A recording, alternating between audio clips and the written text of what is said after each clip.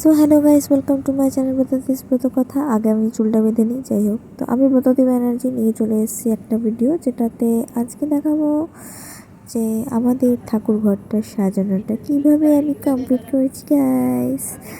তো রাত্রি 3টে 4টে পর্যন্ত জেগে আমাকে কাজগুলো কমপ্লিট করতে হয়েছে। যাই হোক, চোখের তলায় ডার্ক সার্কেলস জগিয়ে।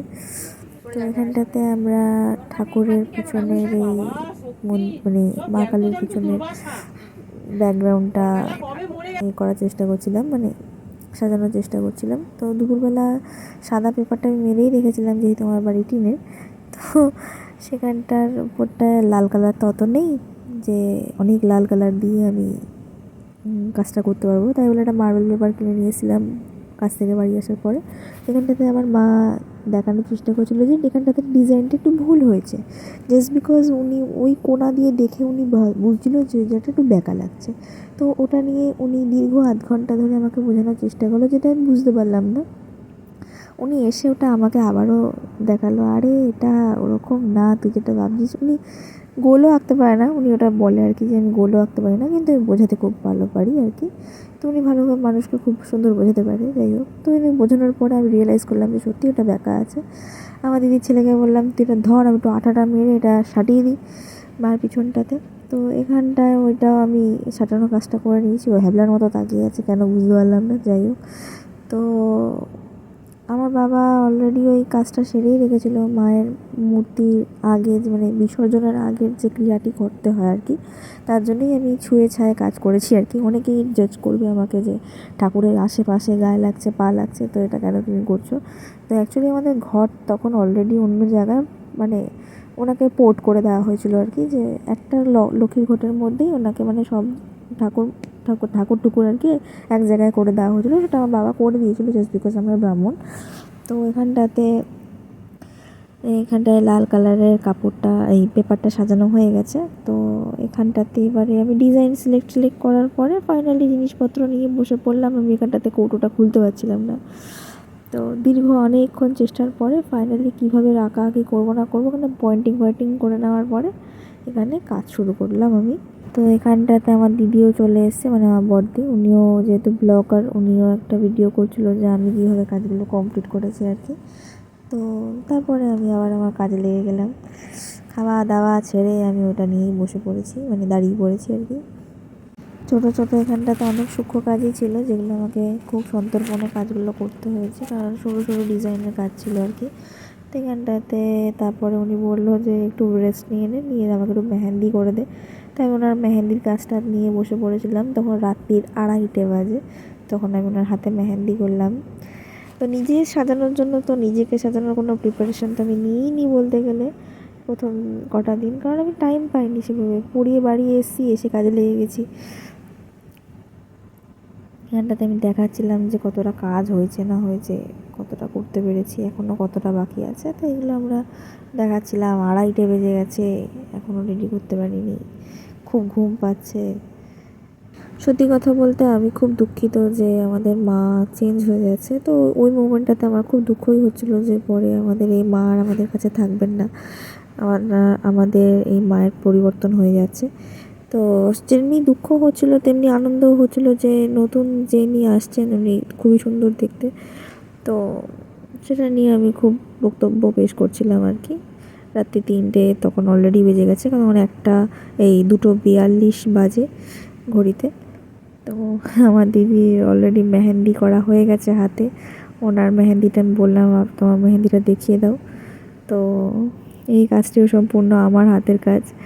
তো আমাকে দেখে মনে হচ্ছে না আমার খুব রুগী লাগছে। পরিশ্রমটার পর আর ইচ্ছা করছে না। যাই হোক, তো আমি অন্তত এতটাই পেরেছি করতে। তো দুপুরবেলা এই কাজটা কমপ্লিট করেছিলাম। তো সেটার কোনো ভিডিও বা ক্লিপিংস নেই, সেটা মা আর আমি মিলে এগুলো কোনো রকমের সাইড টু সাইড করেছি, সাইড টু সাইড। সো এইটা এখন আপাতত এতটা কমপ্লিট করার পর আর ধৈর্য কুলাচ্ছে না, কারণ 2:03 বাজে আর চোখের তলায় ডার্ক সার্কেলস পড়ে যাবে। তারপরে কেউ আমার দিকে তাকাবে না। আর যদি মানে কি বলবো, এখন যদি চোখের তলায় কালিটা বসিয়ে নিই, তাহলে যে পুজোর দিন আমাকে দেখতে খুব খারাপ লাগবে, মনে হবে শকুনি। আমি তো শকুনি হতে চাই না। তো এই সব সরঞ্জাম এখানটাতেই স্টোর করে রেখে দিয়ে আমি এখন যাচ্ছি ঘুমাতে। তো পরবর্তী অংশ ক্লিপিং ওয়াইজ দেখাবো। 3:30 বাজে, তখন আমরা কাজটা শেষ করতে পারিনি। যাই হোক, তো ওখানটাতে আমার বাবা যে আগে যে পুজোটা করে দিয়েছিলেন, তো সেটার একটা ক্লিপিংস আপনাদের সাথে শেয়ার করলাম আর কি। তো দেখে নিন। নমঃ গুরু ব্রহ্মা গুরু বিষ্ণু গুরু দেব মহেশ্বর গুরু সাক্ষাৎ পরম ব্রহ্ম তস্মাই শ্রী গুরুবে নমো নমঃ।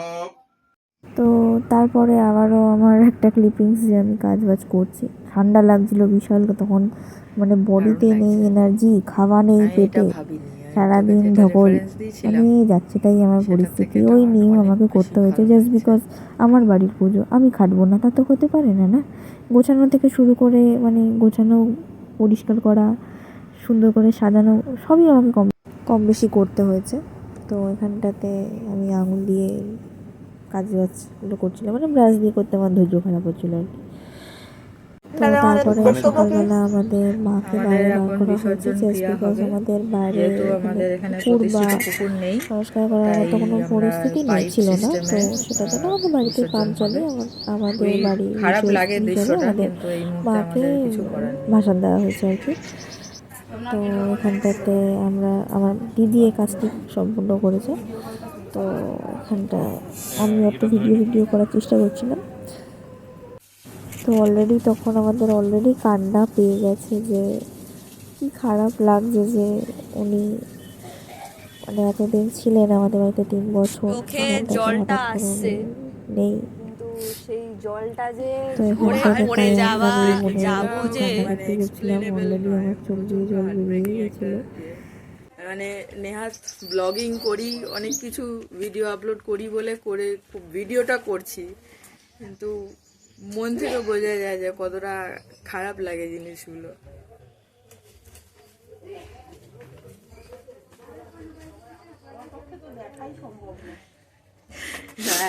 হ্যাঁ, আমরা শক্ত মনের মানুষ, তাই দাঁড়িয়ে জিনিসটা দেখলাম, কিন্তু উনি ঘরেই চলে দাঁড়িয়ে জলটাই দিতে হলো। আমার শ্বশুর মশাই যখন মানে পুজো করতেন, আগে তো ঠাকুরের হতো, মাটির ঠাকুর হতো, তখন উনি বিসর্জন করার সময় উনি যেতেন, গিয়ে ওই বিসর্জন ক্রিয়াটা উনি কমপ্লিট করতেন। আর জ্যাঠা শ্বশুর যেতে পারতেন না, উনি খুব ইমোশনাল হয়ে পড়তেন। আমার শ্বশুর মশাই যেতেন, ওনাকে ওই কাজটা করতে হতো। লণ্ঠন দেখিয়ে মাকে বিসর্জনের ঘাট পর্যন্ত নিয়ে যেতেন, আর ওই কাজটা করে এসে বাড়িতে এসে হাও করে খানিকক্ষণ একটু কেঁদে নিতেন। ওইটা আমি মানে যেটুকু সময় ওনাকে পেয়েছি দেখেছি, ওইগুলো এখন রিয়েলাইজ করি যে সত্যি মানুষের কত কষ্ট হয়। তারপর কান্নাকাটি করে চোখের জল শুকিয়ে তারপরে আমরা দাদার আমি মিলে চাদরটা টাঙাতে চলে এলাম ঠাকুর ঘরে। তো এটা আমি আগের দিন কেচে দিয়েছিলাম, জাস্ট বিকজ এটাতে অনেক ধুলো হয়ে গেছিলো। তো ভালো করে কমফোর্ট জলে পরিষ্কার করে আমি দাদাকে বললাম, তুমি ধরো টুলটা। তো বেঁধে ফেললাম আমরা সুন্দর করে, যাতে যেখানটাতে মা থাকবেন আর কি, জায়গাটা দেখতে খুব অ্যাস্থেটিক লাগে, খুব সুন্দর। তো এখানটাতে আমি একদিক করেছি, ও আর এদিকের বাকি কোনাগুলো ধরে দিচ্ছিলো। এখানটাতে মানে টুলটা একটু ঢক করছিলো, আমার ভয়ও লাগছিলো পড়লে আর দেখতে হবে না। তারপর আমার মাকে আবার ডাকা হলো যে মা একটু এসে দেখে যাও। আমি একটু নেচে নিলাম যে এসে দেখে যাও যে এটা ঠিক আছে কিনা। তো উনি ইনস্ট্রাকশন দিচ্ছিলো যে হ্যাঁ ঠিক আছে, ঠিক নেই, হ্যানা তেনা। তো তারপরে এই যে মা আসবেন, তো এই মা তো বরণ করে ঘরে আনবেন, তার জন্য ওই বরণগুলোটা সাজাচ্ছি। এটা কুলোটায় আগে ধান রেখেছি, ধানের উপরে এই প্রদীপটা রাখবো, তার জন্য এই পিতলের থালাটা দিয়ে নিলাম, নাহলে ধানটা হয়ে যাবে, তেলটা চুয়াবে।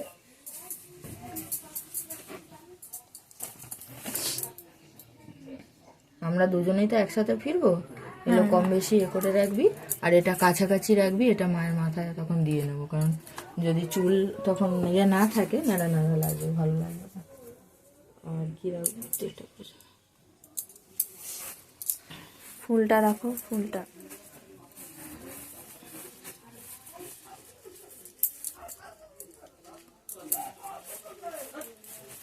ব্যাকগ্রাউন্ড মিউজিকটা কি করে কাটবি রে?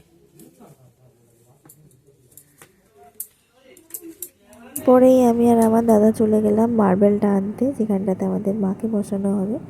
তো এখানটাতে আমার মাকে আনার পরে এখানটায় বরণ করে তার মানে পোলতেতে আগুন দেওয়া হচ্ছে, জাস্ট বিকজ উনি চলে এসেছেন। এখানে আমি জোকার দিচ্ছিলাম।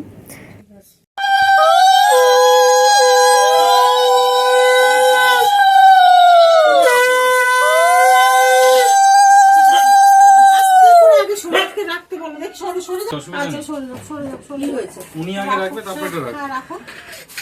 ভিতরে যেতে হ্যাঁ, ডান পা দিয়ে ঢুকবেন আগে, ডান পা আগে দিয়ে ঢুকবেন। গান পাগে দিয়ে রুকো রুকো, জয় মা। তো এখানটাতে আমাদের ঠাকুর প্রতিষ্ঠার জন্য অর্ডার দেওয়া হয়েছিল। কিছু হবে না ওটা। ঠিক আছে, বেশি একদম। ওয়েট করুন না। ব্যবস্থা করে দিয়েছিল, আমাকে বলেছিলেন ধরতে, আমি হেল্প করেছিলাম অনেকটা। তো সেই সব তার আগে মা একটু বরণ করে নিতে চেয়েছিল, যে আমি একটু বরণ করে নিতে চাই। তো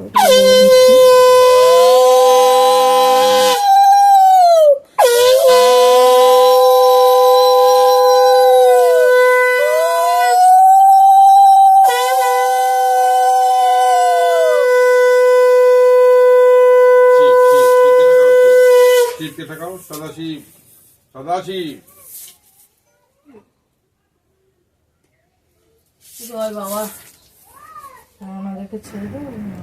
তো এখানটাতে আমাকে ওই ঘর যেখানটাতে বসবে মায়ের, সেই জায়গাটার থালাটা রেডি করার একটা দায়িত্ব, সেই দায়িত্বটা আমি নিজে নিজেই নিয়ে নিয়েছি। কেউ আমাকে দেয়নি, বাট আমি নিজে নিজেই নিয়েছি, জাস্ট বিকজ এটা আগেরবারও আমি থালাটা বানিয়েছিলাম, তো সেটা অতটা ভালো হয়নি।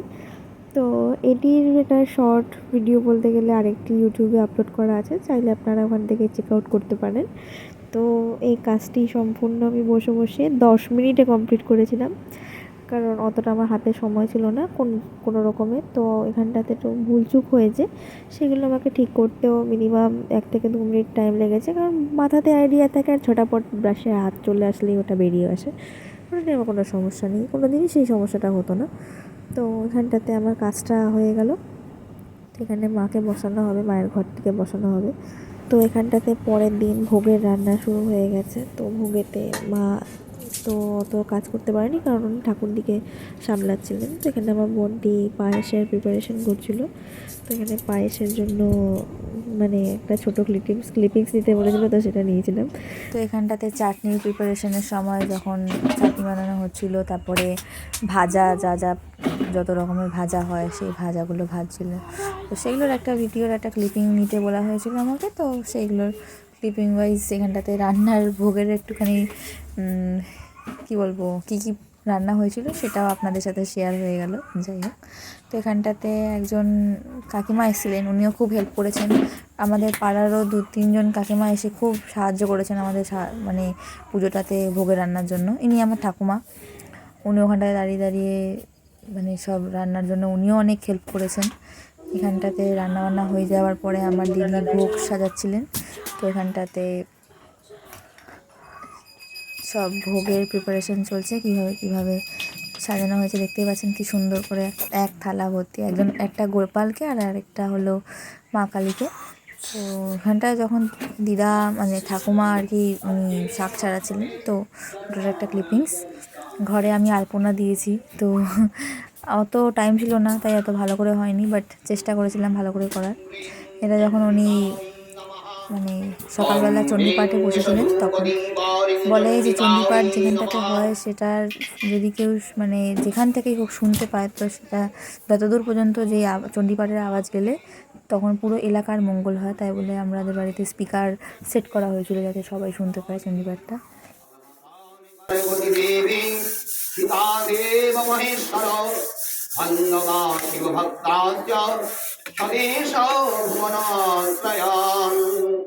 ওনার আসার আগেই আমি আলপনা করতে বসে গেছিলাম, কারণ আমাদের ওই কালী মঞ্চতে একটা কালী যন্ত্র আঁকতে হয়, তো নালে মায়ের মানে মূর্তিটার যে ঘরটা প্রতিষ্ঠান করা হবে সেটা বসবে না। তো সেটার জন্য আমি আলপনা দিতে বসে গেছিলাম। তো ওখানটাতে হাত পা খুবই কাঁপছিল, কিন্তু কিছু করার নেই, আমাকে কাজটা করতেই হবে। খুব সন্তর্পণে কাজগুলো করেছি।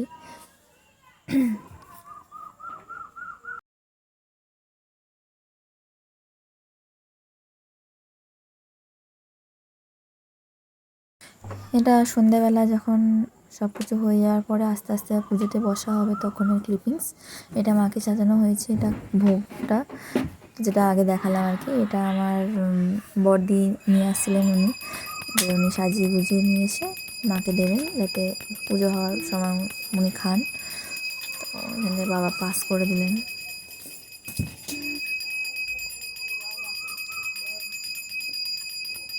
তারপরেই আমাদের সব যজ্ঞ টজ্ঞ কমপ্লিট হওয়ার পরে আমরা বসে গেছিলাম পুষ্পাঞ্জলি দেওয়ার জন্য। তো এটা অনেক রাতের ক্লিপিংস, তখন প্রায় 2:30 বাজে, তখন আমরা যাচ্ছি পুষ্পাঞ্জলি দেওয়ার জন্য। আমার লিটারালি ঘুম পেয়ে গেছিলো গাইজ, আমার আর শরীরে এনার্জি ছিল না। এখানটাতে আমরা রাত্রিবেলা সবাই মিলে প্রদীপ জ্বালছিলাম। আমাদের মা, দিদি, মেজদি, আমি সবাই মিলে প্রদীপটা জ্বেলেছি, কারণ আমাদের ওটা রিচুয়ালস, প্রদীপ জ্বালতে হয় বাড়ির মেয়েদের। তো এটা করার পরে আমাদের একটু মানে পুষ্পাঞ্জলি দেওয়া ছিল, তো সবাই চলে গেলাম পুষ্পাঞ্জলি দিতে। আর এনার্জি ছিল না, তাও কিছু করার নেই, লাস্ট ওইটুকু তো দিতেই হবে না।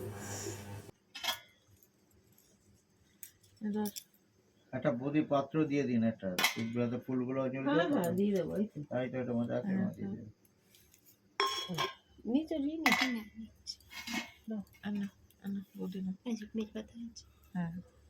সব বেলপাতা এই তুই নিয়েছিস?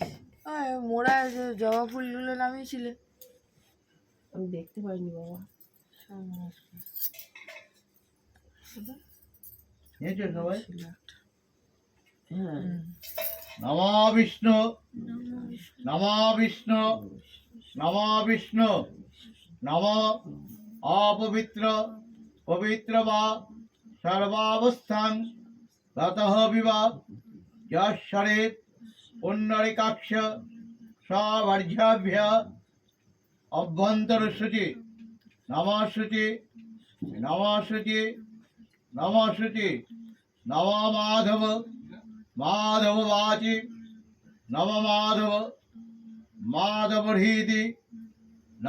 আমাদের মাকে দেখুন কতটা সুন্দর লাগছে।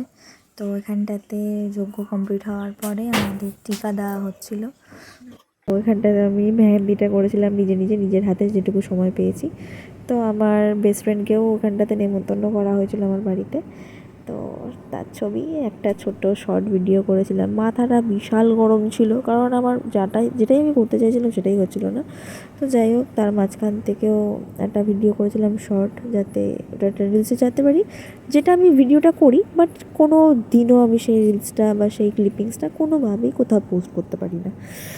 তো অনেক নটাঙ্কি করার পরে একটা সুন্দর ভদ্রস্থ রিলসের জন্য একটা ভিডিও তৈরি করেছিলাম, যেটা আমি কোথাও ছাড়িনি, শুধু স্টোরিতেই দিয়েছিলাম। যাই হোক, তো তারপরে ঠাকুর ঘরে গিয়ে কটা ছবি তুললাম, তো মায়ের সামনে গিয়ে। তো এই স্টাইলটা করে আমার বড়দি শাড়ি পরে দিয়েছিলো, সেটার জন্য অনেকেই আমাকে অনেক ভালোবাসা কমেন্ট দিয়েছে যে তোমাকে খুব ভালো লাগছে। তো মাকে সাজানোর পরে ঠিক এরকম লাগছিলো দেখতে, খুবই সুন্দর, ছোট্টখাট্টো একটা মানুষ, খুবই কিউট লাগছিলো দেখতে। ওনাকে পুরো একদম বিয়ের সাজে সাজানো হয়েছিল। বেনারসিটা আমার দিদি পরিয়ে দিয়েছে, মানে আমার বড়দি। উনি যেহেতু শাড়ি টাড়ি পরিয়ে থাকেন, ওনার এটা একটা কাজ। তো এখানটাতে আমার স্টুডেন্ট এবং স্টুডেন্টের মা এসেছিলেন, মা বাবা এসেছিলেন। তো আমি একটু ছবি ছাপাও তুলে এসেছিলাম লাইটের কাছ থেকে গিয়ে। তো এখানটাতে এই খাবারটা রাতে খাবার ডিনার ছিল এটা আমাদের। তারপরে একটু ফটোশ্যুট পর্ব স্টার্ট হয়ে গেছিলো, এটা আমার মেজদি। তো মেজদির পরে এখানটাতে আমাদের টিকা দিয়ে একটু ছবি ছবি তুলেছিলাম। এখানটাতে আমারও কটা ছবি তুলেছিলাম যে কেমন লাগছে না লাগছে। এটা যখন যজ্ঞতে উনি বসে পড়েছেন তখন। সকালবেলা ঘুম থেকে উঠে সঙ্গে সঙ্গে ঠাকুর ঘরে একবার গেছিলাম, তো তখনকার ছবি এটা। যে আলপনাটা গেটের সামনেটাতে করেছিলাম, মায়ের ছবিটাও দেখে নিন আপনারা কেমন লাগছে দেখতে। তো এখানটায় ঠাকুরের ঘর থেকে বেরিয়ে তারপরে আবার জল আনতে যাওয়ার ছিল। তো জল ঠল এনে তারপরে আবার প্রসাদ বিতরণ পর্ব স্টার্ট হয়ে গেছিলো আমার। দেখো গাইস, আমাদের বাড়িতে চোঙা লাগানো হয়েছিল। তারপর বেরিয়ে পড়লাম প্রসাদ দিতে সবাইকে, প্রায় 150 জনকে মানে পাড়াতে প্রসাদ দিতে হয়েছে। তারপর যজমানদের জন্য প্রসাদ রেডি করা হচ্ছিলো, যেটা আমাদের দিতে যেতে হয়েছে। তো প্রায় 2টো বেজে গেছে শুধু প্রসাদ বিতরণ পর্ব শেষ করতে। তো বডিতে আর এনার্জি ছিল না, যাই হোক তাও যেতে হয়েছে, কিছু করার নেই। যদি ভিডিওটি ভালো লেগে থাকে তাহলে অবশ্যই আমার চ্যানেলটিকে সাবস্ক্রাইব করবেন এবং এই ভিডিওটিকে লাইক করবেন, আর পাশে থাকা বেল আইকনটি প্রেস করে দেবেন যাতে আমি যখনই একটা নতুন ভিডিও ছাড়ি তাহলে আপনার কাছে সবার আগে নোটিফিকেশনটি চলে আসুক। টাটা।